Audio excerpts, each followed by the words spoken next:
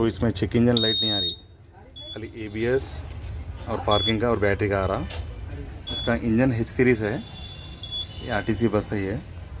तो check engine light, EDC light, ये कुछ भी नहीं आ रही। यहाँ पे लाइट आता है, यहाँ पे एक आता और यहाँ पे एक आता। ये लाइट नहीं आ रही और ये लाइट नहीं आ रही। ये लाइट नहीं आने की वजह से गाड़ी स्टार्ट नहीं हो रही, वायरिंग में प्रॉब्लम है।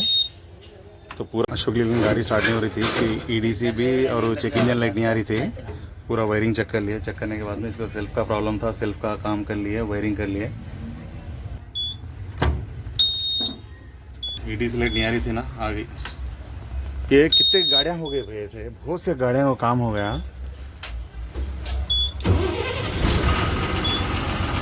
तो लाइट मार रहा है भाई।